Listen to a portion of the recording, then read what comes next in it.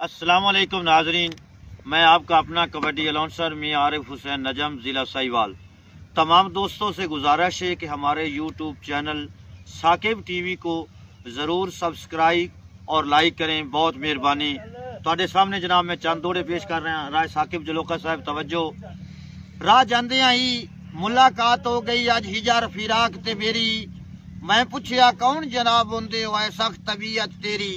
उस आखिया तैनू याद आ जासी जदों मैं मुड़ के पाई चा फेरी, भला पुष्का मीर मुहम्मद कोलू उहदे नाल में कीती जेड़ी। साकिब साहब अगू शायर आंदा भी है, हिजर तू आखिर थक जाना है, असा बिल्कुल थकना कोई नहीं, साडे मोहकम तक वे आसा ते पिछा कदम भी पटना कोई नहीं।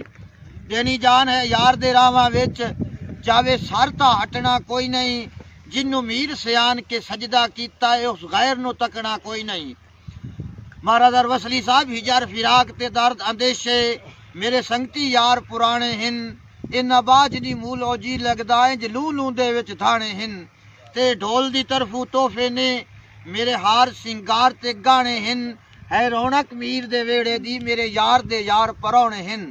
साकिब जलोका साहब अज ढेर उड़ी के अखियां नू जावे चन माई आ मैं तां जीना, अग हिजर फिराक दी भुन छड़िया माई गल चाला मैं तां जीना, तेरे बाज नी मुश्किल हल होंदी कर यार निगाह में तां जीना, रह मीर मुहम्मद सर सजदे विच वेखाइन खुदा में तां दीना।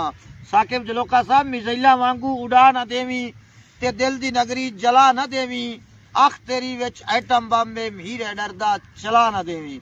सोने करके अदावा विंदन ते दे के सख्तो सजावा विंदन, मीर हैराना में अहले दिल तू वो कुछ दे पैवी दुआ दे। बहुत मेहरबानी दोस्तों, ये नवे साल की नई वीडियो, इसे ज़रूर लाइक और शेयर करें।